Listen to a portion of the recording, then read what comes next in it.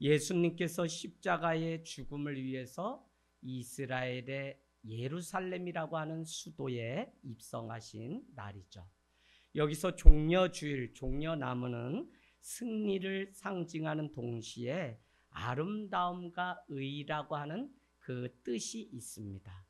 이날 바로 예수님은 나귀를 타시고 예루살렘에 입성하시고 많은 사람들은 겉옷을 길에 펴고 종려나무 가지를 흔들며 호산나 다윗의 이름으로 오시는 이여 찬송하리로다. 주의 이름으로 오시는 이여 가장 높은 곳에서 호산나 하더라고 외치고 있습니다. 올해는 특별히 코로나를 마치고 종려주일을 보내면서 월요일부터 있을 고난 주간을 어떻게 보내야 될까라고 하는 고민이 있습니다. 모든 사복음서는 우리의 인생을 역전시키시는 하나님에 대한 이야기로 가득 되어 있습니다. 특별히 세상에서 전혀 조건으로 내세울 수 없는 그것을 하나님은 당신의 나라를 이루기 위해서 어린 나귀 새끼를 타고 입성하신 이 종려주일이 어떤 의미일까요? 있는 자는 버려야 하고 없는 자는 구해야 갈 수 있는 하나님의 나라. 의로운 자는 자기의 의를 버려야만 들어갈 수 있고 죄인이기 때문에 주님께 가까이 와야 들어갈 수 있는 하나님의 나라. 그래서 그 천국은 누구에게나 다 열려 있는 것을 우리는 볼 수 있습니다. 기꺼이 자격 없는 자를 위해서 천국으로 가는 길을 준비하신 하나님이시기 때문에 누구에게나 천국의 그 문은 가까이 있다는 사실을 우리에게 알려주는 날이기도 합니다. 여러분, 오늘 우리는 이 말씀을 통해 예루살렘 입성을 시작으로 세상의 통치 방식이 아니라 어린 나귀 새끼를 타고 오는 방식으로 많은 사람들에게 경각심을 주고 있는 이 종려주일이 무엇일까요? 우리는 무엇을 바라보고 이 시간 무엇을 고민하고 기다려야 하는 것일까요? 저는 제가 참 이렇게 목회를 하고 올해 30년 되면서 마음 가운데 내가 어떤 목회자고 어떻게 내가 목회를 잘하고 있나 하는 생각이 올해 불현듯 더 마음에 와 닿았습니다. 그러면서 이번 한 주 제 마음 가운데 주신 생각은 한국교회를 위기라고 할 때 진단을 잘못했다고 하는 생각을 저에게 주세요. 그것은 숫자가 줄어들고 퍼센트가 줄어드는 그 문제가 아니라는 사실을 이렇게 주셨어요. 이제는 기독교가 정말 예수 그리스도의 이 절기와 매주 드리는 예배를 통해 생각하는 지성적 그리스도인이 되지 않으면 덮어놓고 믿는 방식으로는 우리가 주님을 끝까지 따를 수 없구나. 그래서 우리가 많은 것들을 신앙이라고 말하지만 부디 이 말씀이 생각나고 기억나서 내가 이 절기의 의미가 무엇일까? 어린 나귀 새끼를 타고 예수님이 굳이 오신 이유가 무엇일까를 묻는 그 질문이 없는 것이 더 위기라고 하는 진단을 하게 되었습니다. 결코 덮어놓고 믿는 방식이 아니라 오늘 주는 이 의미가 나에게 무엇인지 나의 사건으로 우리가 누리기를 원합니다. 그러려면 우리는 생각하기 때문에 바빠도 글을 쓰고 생각하기 때문에 은혜를 나눌 수 있고 내 삶의 자리 가운데 주님이 길목마다 감춰놓은 주님의 그 은혜를 헤아릴 수 있는 여유가 우리에게 있어야 돼요. 오늘 왜 주님은 나를 구원하시려고 하필이면 그 많은 말들이 있었을 텐데 어린 나귀 새끼를 타고 우리 가운데 입성해야 했을까? 여러분, 오늘 말씀 앞부분은 10장 29절에서 34절은 맹인 두 사람을 고친 장면이 나오고 있습니다. 그래서 치유하시는 다윗의 자손 예수 그리스도로 우리에게 소개되었는데 종려주일에 입성하시는 그 주님은 보잘것없는 나귀 새끼를 타고 우리 가운데 구원자로 오심을 굳이 설명하고 있습니다. 스가랴서 9장 9절은 우리에게 이미 5절에 보듯 겸손하여 낙이 곧 멍에 매는 짐승의 새끼를 타고 오시는 분으로 예수님을 이렇게 표현해 놓았고 9절 군중들은 다윗의 아들이라고 이렇게 환호를 하였으며 스가랴 13장 9절은 예루살렘을 치러 오는 이방 나라들을 그 날에 내가 말하기를 힘쓰리라. 나귀를 타고 오시는 예수님은 거절과 죽임을 당하는 것으로 예언해 놓은 것을 우리는 알 수 있어요. 그런가 하면 스가랴 13장 7절은 만군의 여호와가 말하노라 카라 깨어서 내 목자 내 짝된 자를 치라. 목자를 치면 양이 흩어지려니와 작은 자들 위에는 내가 내 손을 들이우리라 라고 하며 예수 그리스도를 죽일 것을 예언하고 있는 것을 우리는 볼 수 있습니다. 여러분, 오늘 9장 35절에는 예수님의 사역을 이렇게 소개하고 있습니다. 마태복음 9장 35절 예수께서 모든 도시와 마을에 두루다니시며 그들의 회당에서 가르치기를 쉬지 아니하시고 천국 복음을 전파하시며 모든 병과 모든 약한 것을 고치시느니라 라고 말씀합니다. 천국 복음은 모든 족속에 전하시고 모든 병과 약한 것을 고치시는 회복의 주님으로 우리 가운데 오셨다는 것입니다. 그러나 오늘 우리가 읽은 이 본문은 나귀를 타신 겸손한 왕의 모습으로 고난받으러 오시는 종으로 설명하고 있다는 것이죠.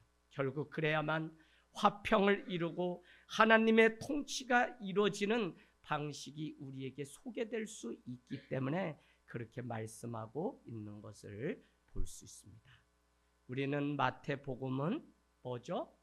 유대인을 위해서 기록했기 때문에 유대인이 믿던 하나님, 특별히 모세 오경과 같은 구약의 말씀을 가장 많이 인용한 것이 바로 마태복음. 그래서 왕으로 오신 예수 그리스도의 모습을 그려놓았는데 유독 종려주일의 예루살렘에 근엄하고 힘이 있는 구원자인 메시아로서의 왕이 아니라 세상의 통치 방식 헤롯 왕 필립 1세와 달리 그는 보잘것없는 나귀 새끼, 건넌 마을에 있는 한 주인이 순종해서 내어준 그 나귀를 타고 오는 방식으로 세상이 다스려질 것을 우리에게 말씀하고 있다는 것입니다. 오늘 말씀 뒤에는 21장 12절에 가면 예수께서 성전에 들어가사 성전 안에서 매매하는 모든 사람들을 내쫓으시며 돈 바꾸는 사람들의 상과 비둘기 파는 사람들의 의자를 둘러 엎었다라고 기록되고 있습니다. 여러분, 성전에서 계속되던 짐승들이 바쳐지는 희생 제사가 이제는 돈 바꾸고 상을 엎어야 되는 훼손된 곳으로 이 교회가 썩었음을 우리에게 보여주고 있는 것이죠. 이제는 더 이상 희생 제사가 필요 없음을 예수 그리스도는 성전에 들어오시고 고난주간 첫날 성전 청하를 통해 장사하고 매매하던 자들을 칙칙함으로 강도의 소굴로 만드는구나. 이곳은 만민이 기도하는 곳이 바로 교회라고 하는 사건을 우리에게 보여줍니다. 그러면서 예수님은 인자가 온 것은 섬김을 받으려 함이 아니라 섬기려고 이 땅 가운데 왔다고 말씀하시죠. 오늘 나귀를 타고 이 땅 가운데 오신 예수님의 그 모습은 결국 섬김이며 겸손이 무엇인지 우리에게 가르쳐주죠. 저는 오늘날 사회가 문제고 세상이 문제고 사람 있는 곳이 다 문제라고 말하는데 그 문제의 정확한 진단은 다른 게 아니라 지식이었고 사랑이었고 많은 것으로 할 수 있는데 결국은 한마디로 말을 하라면 섬김과 겸손의 자리에 가지 않기 때문에 문제가 돼요.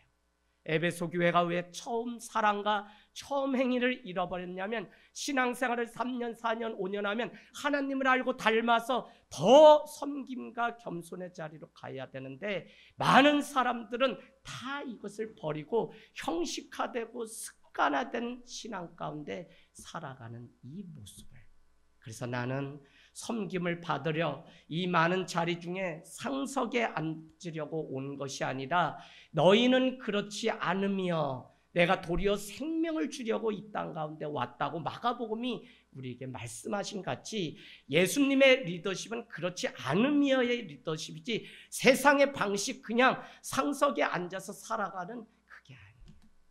그래서 여러분 이제는 여러분이 정말 복음 앞에 내 삶을 직면해야 됩니다. 자기를 부인하고 자기 십자가를 지려면 여러분 이게 상담 용어가 아니라 자기 직면이라고 하는 이 시간을 반드시 가져야 돼. 언제? 가장 내 심령이 평화가 임하고 안정적일 때. 그래서 잠언서는 너가 고통받을 때 내가 잘못해서 하나님 도와주세요 찾는 그런 직면이 아니라 형통한 날에 여호와를 찬송하라고 말하는 것이 그날에 아무것도 없을 때 내가 무엇을 두르고 내 안에 쓴뿌리가 무엇인지 내 상처가 무엇인지를 자기 직면을 하지 않으면 자기 부인이 있을 수 없고 예수님을 따라가지 않아요. 그래서 여러분 신학을 누가 했냐면 철학자들이 신학을 했어요. 그 이야기는 반증하면 지성적이고 생각하는 그 그리스도인들이 그 철학자들이 이 신학 하나님의 영역까지 갔다니까요. 그래서 제가 신학을 공부 PhD까지 해보지만 결국은 뭐를 하는 거냐면 철학이나 신학이나 문학이나 다 시대사조가 같은 계몽주의 무슨 주의 그 다 같이 가요. 그런 거 보면 여러분 오늘 우리가 정말 생각하는 그리스도인이 되어서 내가 예수를 믿고 산다는 게 얼마나 낮아져서 겸손의 멍에를 메고 정말 처음 행위와 처음 그 사랑을 지켜내는 자리까지 가야 돼요. 그러려면 계속 낮아지고 섬김의 자리에. 저는 우리 하늘땅교회 아이들 뭐 세상 가운데 대통령 되고 의원 되고 다 좋아요. 다 좋아요.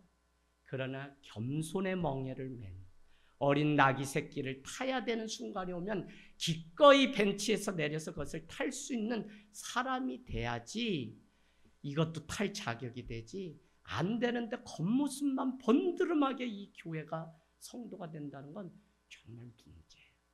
그래서 여러분 오늘 어린 나귀 새끼 탔다는 이것을 여러분이 정말 뼈저리게 예수님의 마지막은 초라하기 그지가 없어요. 어린 나귀 새끼 탔지.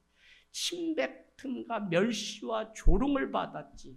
그냥 죄수들이 매달리는 그 십자가에 관을 매달고 거기에 가시에 채찍을 맞으면서 그렇게 죽으셨지. 부활을 하셨지만 그 제자들은 그것도 믿지 않고 다 세상 자기 일로. 그러니까 전부가 뭐냐면 요한복음 13장에 우리 한번 가봅시다. 요한복음 13장 맞을 것 같은데요. 자, 뭐라고 우리에게 말씀하냐면 이렇게 말씀합니다. 네. 네, 16장 32절. 저는 이 말씀이 이번에 그래 예수를 믿고 간다는 건 혼자 가는 거지 누가 대신 가주는 게 아니에요. 32절 33절 같이 우리 한번 읽도록 하겠습니다. 요한복음 16장 32절 33절 시작. 보라 너희가 다 각각 제 곳으로 흩어지고 나를 혼자 둘 때가 오나니 벌써 왔도다. 그러나 내가 혼자 있는 것이 아니라 아버지께서 나와 함께 계시느니라. 이것을 너희에게 이르는 것은 너희로 내 안에서 평안을 누리게 하려 함이라. 세상에서는 너희가 환난을 당하나 담대하라. 내가 세상을 이겼노라. 아멘. 예수님도 마지막은 그 십자가 앞에 자기 직면을 하며 주님의 뜻을 이루는 이것이 주님의 십자가. 그래서 다 제자들도 흩어지고 각각 흩어져서 혼자가 돼야 되는 때가 있음을 이미 알고 있었어요. 그러나 뭐라고요? 홀로 있는 것이 아니라 하나님께서 나와 함께 계신다. 여러분 이게 신앙이고 이게 자기 직면. 이거를 해야만 우리가 사명을 놓치지 않고 1인 1사역이 여러분 가볍다고 생각하지 마세요. 저녁에 제가 전도사님한테 늘 말씀해요. 5분 메시지 핵심을 전하는 거기 때문에 그게 돼야 30분, 40분, 50분 설교하지 이 5분 가볍게 여기지 말라고 그래요. 여러분 작은 게 귀하고 어린 낙이 새끼부터 이렇게 하는 거지 우리가 이 원리를 알지 못하면 우리는 늘 세상의 방식의 통치 방식으로 거기에 함몰돼서 내 인생을 빼앗겨. 더 가슴 아픈 게 뭐냐? 무엇 때문에 하나님을 못 믿고 무엇 때문에 교회를 못 다니고 무엇 때문에 다 그걸 우리는 뭐라고 얘기하냐면 상처라고 얘기해요. 여러분 오늘 자다가 주님 오시면 오늘 가는 거잖아요. 이 종말론적인 신앙이 분명하면 오늘 하나님을 바라보고 그분 앞에 내가 누구인지를 묻는 시간이 이 예배. 그래서 예수님은 마지막 밤에 다른 것 하지 않고 세족식을 했는데 그게 뭐죠? 감추고 싶은 상처와 먼지 난 그 발을 닦으면서 너희도 이와 같이 하라고 하는, 그게 뭐예요? 사랑을 하라고 우리에게 가르쳤어요. 그래서 사랑하면서 살아가기도 모자른 하루를 우리는 늘 덤으로 살아가고 있죠. 그래서 프리진스라고 하는 현재의라고 하는 단어는 또 무슨 의미가 있냐면 오늘의라는 설명, 또 선물의라고. 그래서 오늘이 선물이라고 하는 사실을 우리가 가지고 살아가는 이 일이 얼마나 중요한지 모른다는 것입니다. 여러분, 우리가 코로나를 보내고 진정으로 회복되어야 하는 것은 겸손인 것 같아요. 그분의 주권을 인정하는 그 겸손, 나귀 새끼를 타고 주의 뜻을 이루려고 하는 그 겸손, 사람들의 장사가 난무한 예루살렘이 아니라 그분 앞에 겸손함으로 고난주간 엎드려서 당신의 뜻을 물으며 따라가는 그 고난. 고난주간은 여러분 그냥 내 미련함 때문에 당하는 고난이 아니라 할 수 없는데 해야만 하기 때문에 주의 뜻이기 때문에 당하는 그 고난이 진짜 고난이고, 그 용서할 수 없고 그 미워할 수밖에 없고 그 원수 같은 자를 또 사랑해야 되기 때문에 스스로 지는 그 고난이 참된 고난이지, 우리는 이 고난도 의미를 각각 그냥, 그러니까 어떻게 돼요? 고3도 고난이라 그러고, 뭐 지금 목사님 같은 마음은 다시 고3으로 간다면 내가 더 열심히 할 것 같아. 지금 기회야, 기회.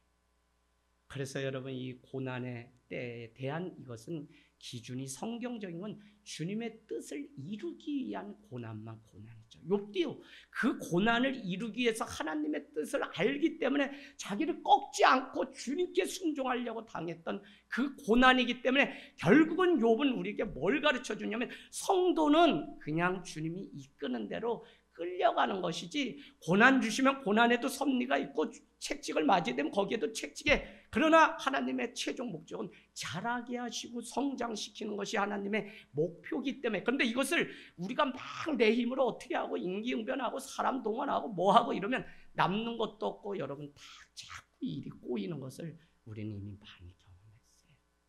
어려움을 당하거든 환난을 당하거든 겸손함으로 주님 앞에 나와서 엎드리는 그런 삶이 되기를 원합니다. 여러분, 오늘 부패한 예루살렘 성전 안에 누가 있죠? 14절 가서 표시해 놓으세요. 그 성전 안에는 예루살렘이 나귀 새끼를 타고 도착한 그 예루살렘 성전의 첫날은 14절에 보니까 소경과 저는 자들이 거기에 등장해요. 소경과 저는 자들. 그런가 하면 15절에는 아이들이 그곳에 있는데 그 성전에서 예수를 향하여 호산나 호산나 하며 그 아이들이 다윗의 자손 예수를 찬양하는 그 장면이 나오고 있습니다. 오늘 소경, 전원자들, 그리고 아이들 혹은 작은 자들은 모두 이스라엘이라고 하는 이 믿음의 공동체로부터 추방을 당해서 저기 멀리 쫓겨난 사람들, 그곳에 예수님이 오셨다는 것이 의미가 있어요.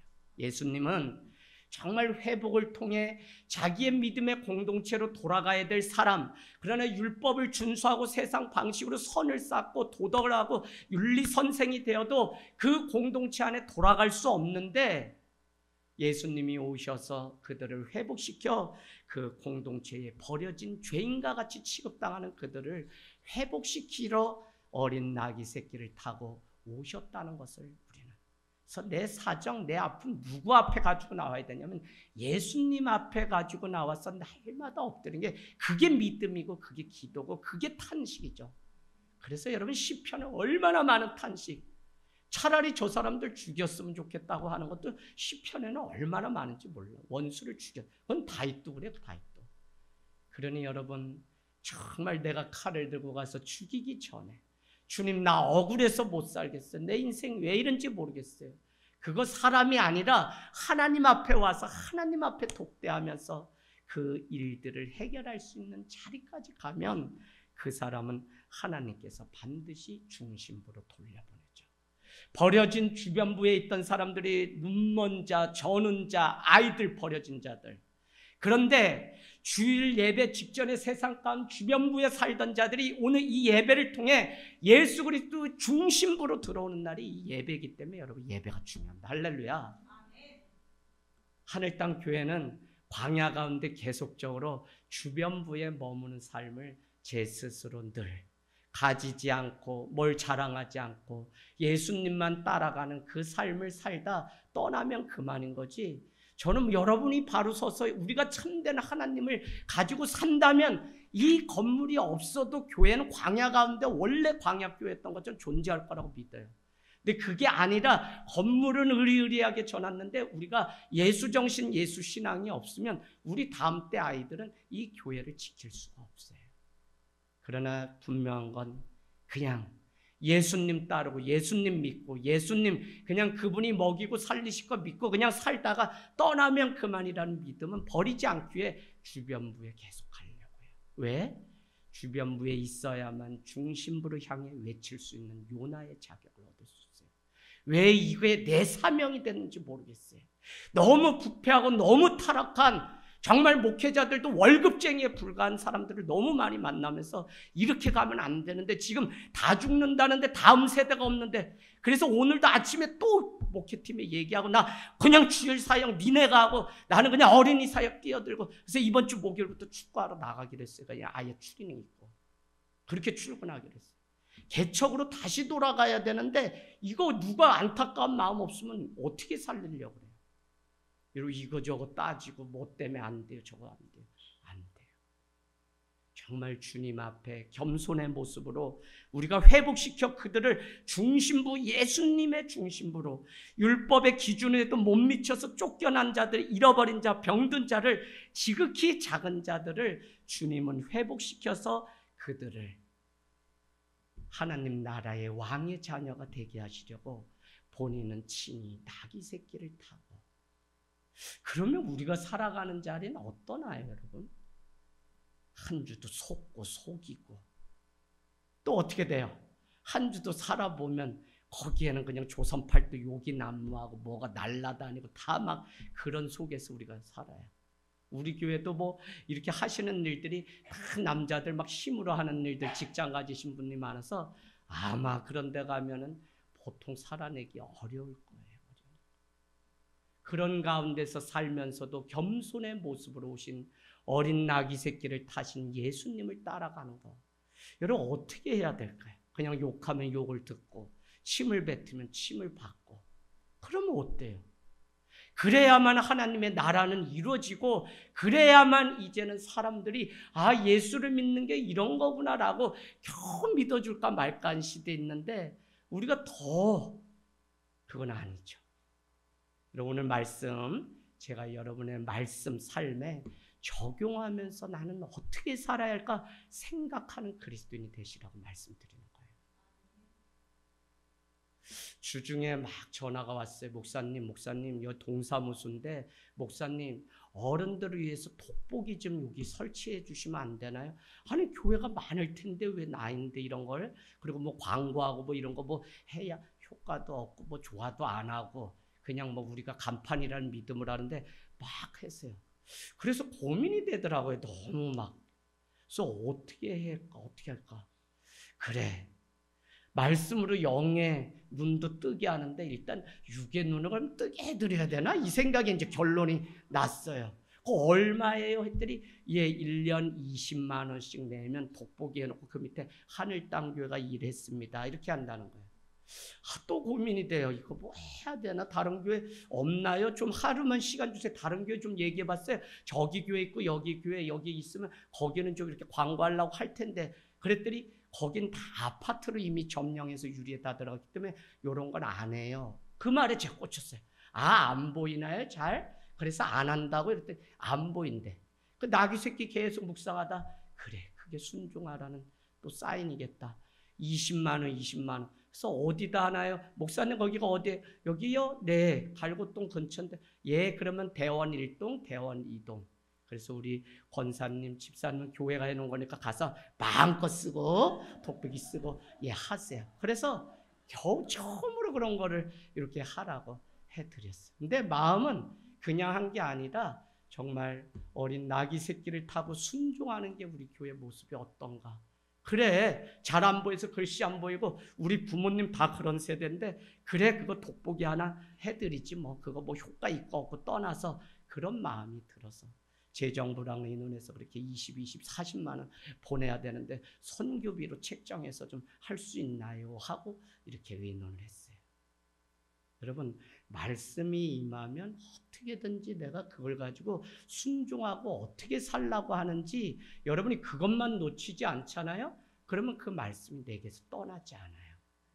2000년 전에 말씀 텍스트가 있거든요. 그러면 우리가 살아가는 컨텍스트 상황이 있어요. 그러면 목회자는 이 2000년 전의 말씀, 구약의 그 말씀을 오늘 성도들이 살아가는 삶의 현장 가운데 어떻게 전해야 될지를 날마다 고민하고 씨름하고, 그럼 내가 앉아서 그냥 대충 하는 게 아니라 전화를 막 해보고 이렇게 저렇게 하면 다들 골마 터져서 시각장애인, 청각장애인 뭐 다 그래요.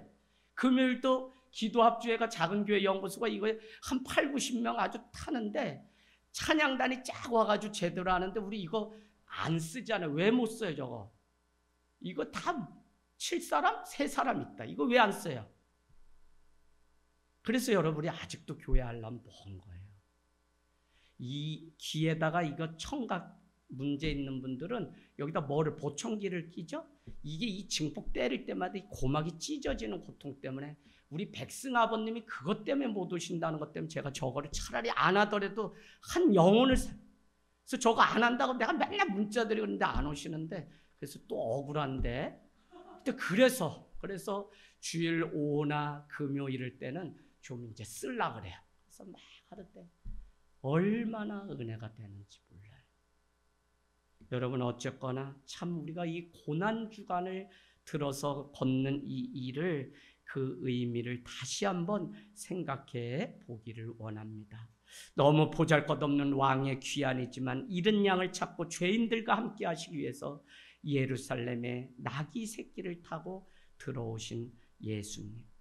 옛것으로 살던 것은 우리에게 더 이상 의미가 없어요. 굳을 대로 굳어진 이상 하나님의 나라를 드러낼 수도 없고 들어갈 수도 없습니다.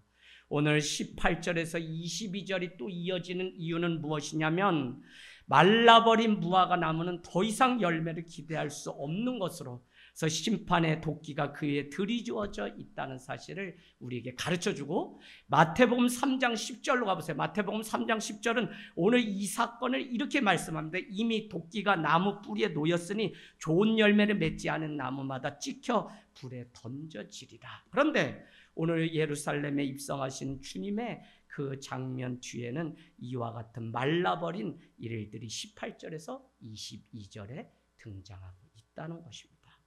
여러분 세례 요한의 설교처럼 열매 없는 이스라엘 백성 전체의 심판이 임박할 것. 하지만 22절은 심판을 돌이킬 수 있는 것은 예수님에 대한 믿음뿐임을 우리에게.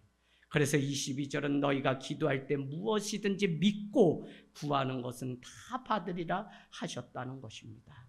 두세 사람이 모인 곳에 하나님이 18장 20절에는 내가 함께 계신다고 말씀하시는 것을 보면 종려주일은 우리에게 마지막 재판의 때가 심판의 때가 가까웠음을 보여주는 동시에 하나님의 통치가 지금 이대로는 아니라 새로운 방식으로 임한다고 하는 사건을 보여주셨는데 그것이 무엇이냐? 바로 십자가입니다. 십자가.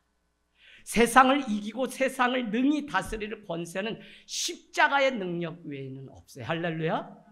십자가가 미련하고 십자가가 지는 것 같고 십자가 죽는 것 같지만 십자가는 겸손함이며 사랑이며 끝까지 감당하는 일이기 때문에 십자가를 알아야만 구원을 얻을 수가 있어요.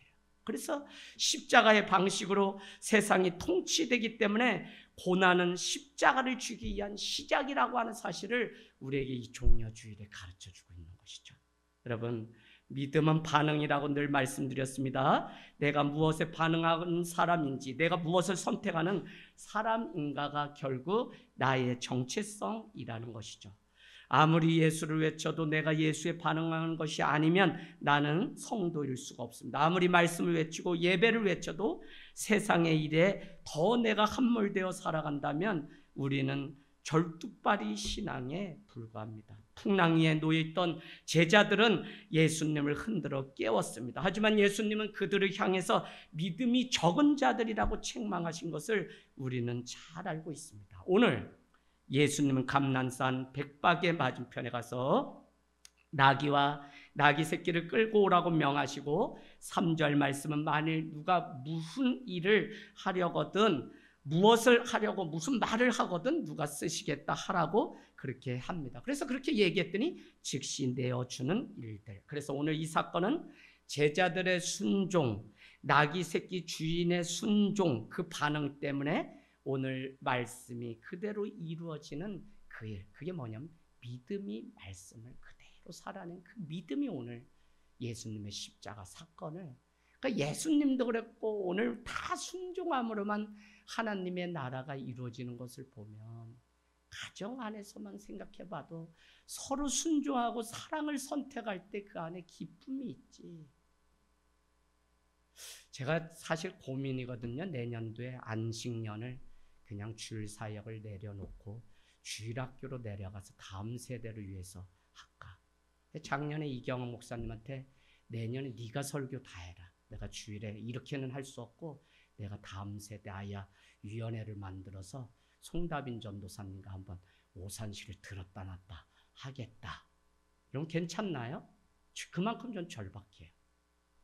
어른들은 뭐 이제 알아서 하시는 거고 뭐 튀겨 먹고 지지고 다 하실 수는 있으니까 이제 아이들 쫓으러 가야 되겠다고 하는 마음이, 교회들 사역 나가봤잖아요. 지금 몇 달, 한 2달 가봤잖아요. 애들이 한 명도 없어. 심지어는 다 폐교되니까 영월도 제가 한 주 갔었잖아요. 아이야 학교가 다 문을 닫고 없어요. 그래서 제가 사람이 없는 게 문제구나 이런 안일한 생각을 했는데 그게 아니라니까요. 사람의 문제가 아니에요. 정말 지금 시대를 보고 주님이 우리에게 왜 십자가를 지라고 하는 이것을 우리가 안다면 믿던 사람들이 떠나지 않고 다 돌아와서 지금이야말로 심판의 때가 왔음을 알고 주님 앞에 엎드리겠죠. 할렐루야.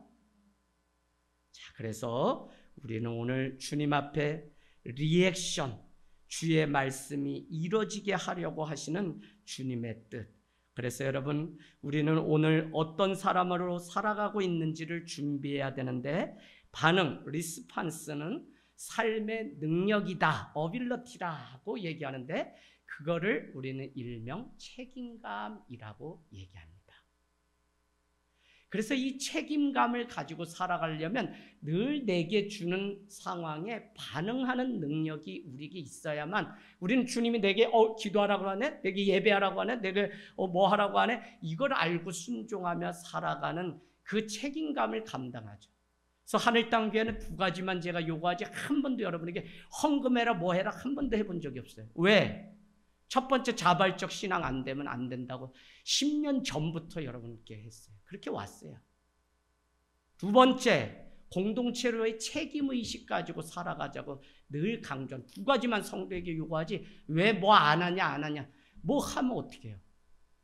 저는 지금도 개척해서 얼마 되지 않았는데 큰 아들이 2가지가 있다면 40일을 금식했는데 예배드릴 장소가 가정에서 아이들은 모이는데 어떻게 할 수 없어서 저기 광은기도원에 가서 기도를 했는데 손바닥만한 사인이 났는데 멀리 가공리에 창고 하나가 보여서 거기가 너무 그림에 이렇게 막 그림이 나오는 집 같아서 가서 그냥 초면에 여기에서 예배 드릴 수 있게 도와주십시오. 서울에서 내려왔는데 제가 그냥 이 아이들 장학금을 차려내고 여기서 예배 드리게 해주세요. 등비빌 언덕이 돼주세요라고 했더니 종려주의를 잊지 못하는 이유는 종려주일에 전화가 몇 달 뒤에 왔어요. 목사님, 예루살렘 입성하셔야죠.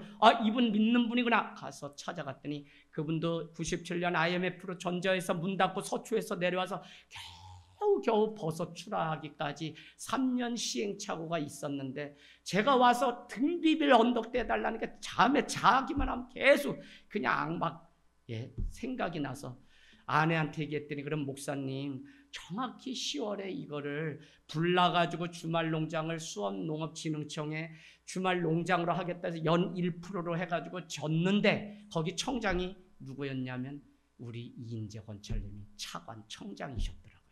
하나님이 이렇게 연결 다 하세요. 그래서 어쨌거나 그걸 전했는데 10월부터는 이제 주말 농장을 해야 되는데 교회가 안 나간다 그러면 고려아프리카 각서를 하나 받아놓는 조건으로 아내가 허락해서 제가 이 일을. 지금도 저는 오경철 집사님 못 잊어요. 목사님 꼭 그것만 지켜준다면 여기서 10월에는 나가세요. 예, 그러겠습니다. 하나님이 얼마나 이 종려주일에 하늘 땅 교회를 무너뜨리지 않고 또 그 버들가지 하나 있고 그냥 논바디에 건물 단순히 져놓고 아직 아무것도 했죠. 그래서 십자가 하나 걸고서 그냥 설교를 하면 저게 울리고 화장실도 없고 밥이라는 거는 그냥 부탄가스 그냥 그 위에다가 카레라이스 해간 거 그거 애들 8, 90명 막 축구하고 애들 왜 오냐? 아름다운 마음들이 모여서 이거 하는데 그게 뭔지도 모르고 라면 먹는 줄 알고 영신이가 따라왔다고. 용화 아빠는 참 좋은 분이야. 잘 놀아주고 축구해 주는데 그러면 야, 몇 달 지나서 야 서영아 이제 아름다운 마음들이 한번 노래해 볼래? 어떻게 그 기타를 치세요? 이거 나인데 쉬워. 얘네가 한 2, 3년 돼서 용화 아빠 목사님이래 이렇게 알고 엄마 전도한 거지 그냥 제 신분이. 저는 2, 3년 동안 아파트에 마음 좋고 애들하고 늘 놀아주는 백수가 제 직업으로 소장님이 알고 계셨다니까요. 내가 목사라고 했으면 안 됐을 거예요 아마. 근데 그냥 마을살이 와서 난 그냥 마을 산다. 지금도 이 교회가 여기 있지만 우리가 뭐 한다도 아니고 그냥 여기 사람들과 같이 살려고 여기에 존재하는 한 이웃일 뿐이지 교회가 뭐 우리가 뭐 있어요. 할렐루야. 그런데 큰아들이 그런 얘기를 해요. 엄마 꼭 바지 입으면 좋겠다는 거야.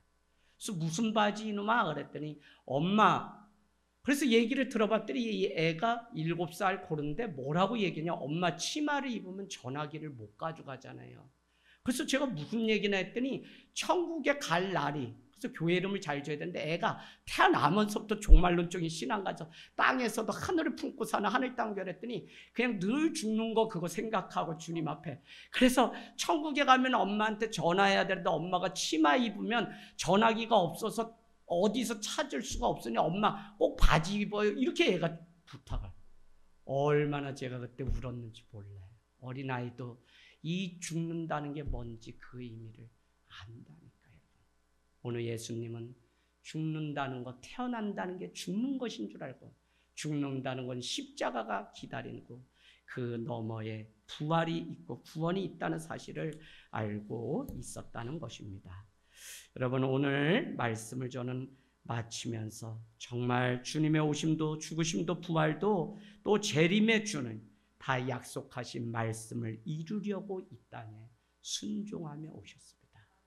종려 주일 고난 주간을 온전히 보내는 것은 말씀을 찾아서 내가 어떻게 주의 말씀이 내 삶 가운데 성육신돼서 내가 살아가고 만나는 곳곳에서 이루어지고 응답이 될지를 고민하는 그 일부터 시작돼야 돼요. 그래서 말씀 듣는 걸 끝이지 말고 계속 말씀을 듣고 읽는 그 사람이 나중에 주님 앞에 순종하고 주님의 일꾼 되어 살아가는 역사가 있는 줄 믿습니다. 아멘.